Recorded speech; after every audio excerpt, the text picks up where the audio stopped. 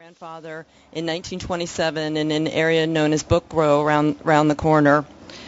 And I am thrilled to introduce tonight the world's preeminent ornithologist, author, gifted illustrator, and now we can add dendrologist. Did I say that right? As a person, I had to look this up, a person who studies wooded plants to his list of titles. This is David Allen Sibley. I'm especially pleased because I am a bird lover. I confess that I live with an African gray parrot.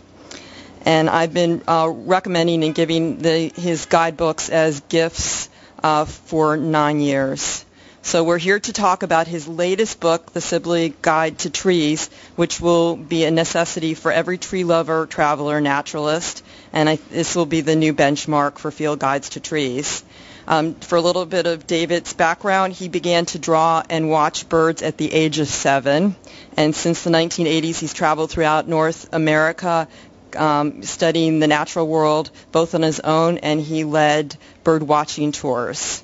This led to his publication of the Sibley Guide to Birds, which was the fastest-selling bird guide of all time. Since then, he's also written Sibley Guide to Bird Life and Behavior, Sibley's Birding Basics, Sibling Field Guide to Birds of Eastern North America, and Sibling Field Guide to Birds of Western North America. And I just want to point out that the Strand has an honorary bird, and maybe David can help us identify it later, but it's right here.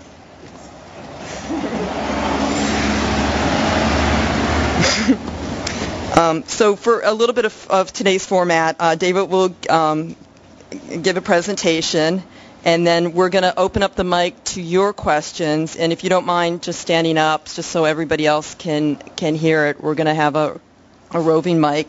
And then David said he'll stick around and personalize copies of his books for you, which you can pay for on the way out of the store. So please, everyone, help me in welcoming birder, tree lover, and I think tree hugger, David Allen Sibley to the Strand. Thank you.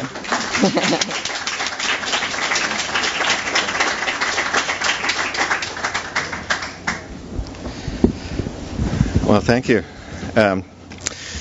Thanks. It's a pleasure to be here. And it's a pleasure to be talking about my new guide to trees, finally. Today is the on sale, the launch of the book. It's officially on sale today, so it's been 7 years of thanks. 7 years of work to get to this point. A lot of you are probably familiar with my bird guide. This is an illustration from the bird guide, and that bird guide, of course, any field guide begins with artwork. The illustrations are central to the field guide. So I started watching birds and drawing birds when I was very young. My father's an ornithologist, so that probably had some influence on my interest in birds. This is a drawing that I did when I was about 8 or 9 years old. And at this point, I copied this picture from a book. When I was really young, I did most of my drawing by tracing pictures from books, which I still do some tracing, and I really highly recommend tracing as a way to learn what something looks like at the beginning stages of drawing. If you can find a photograph and trace something, you'll teach your hand, teach your muscles, sort of teach your eye the shapes that you're looking for. It's a great way to get started. So I had started at this point copying pictures from books. And then not long after that started basically copying things in real life.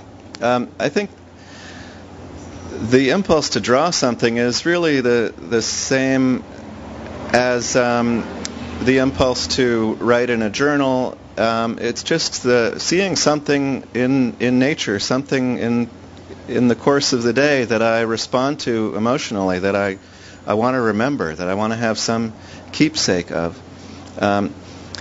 Some people would write a note in a journal. Photographers would take a picture. Birdwatchers write the date and location of their sightings in their list or in a journal. It's all the same impulse as why I enjoyed drawing. I would see things that I wanted to remember, that I wanted to capture on paper, and would do a drawing. One of the things that the drawing would do is force me to look at the bird much more closely. I think if you really want to know what something looks like, the best way to learn that is to sit down and do a drawing of it. Peter Steinhardt, who wrote a book called Why We Draw,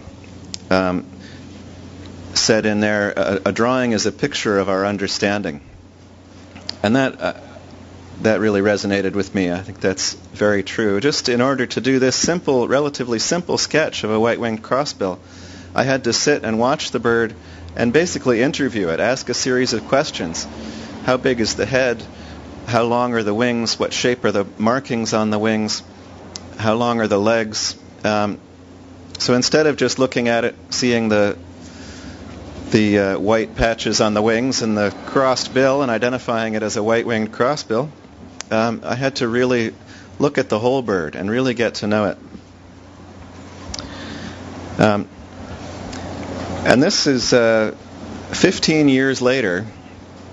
After some of that 15 years, I was traveling and studying birds, doing lots of sketching, learning a lot more about lots of different birds and about the techniques of drawing, and all the time collecting information. What I was really capturing on paper was information. This is illustration for the purpose of learning what birds look like.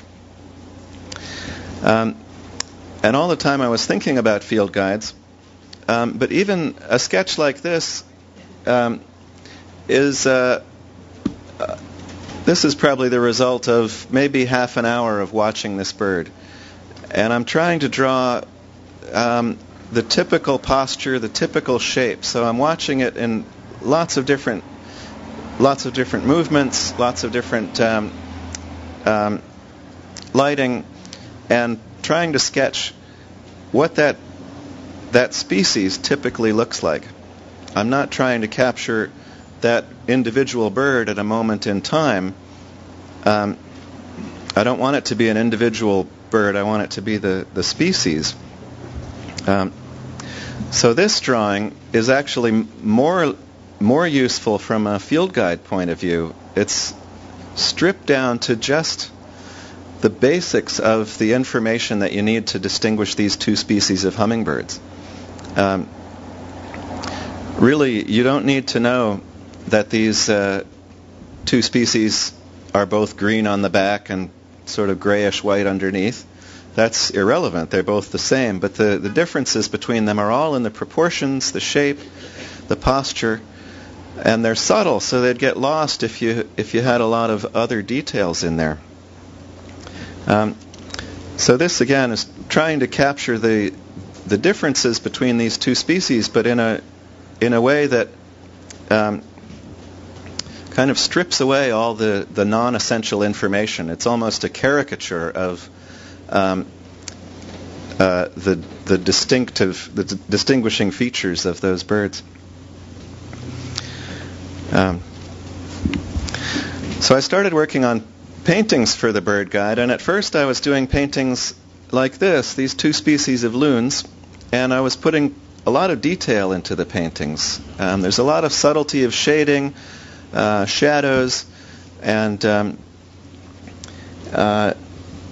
first of all, it took a lot of time, but also there's a lot of extra information in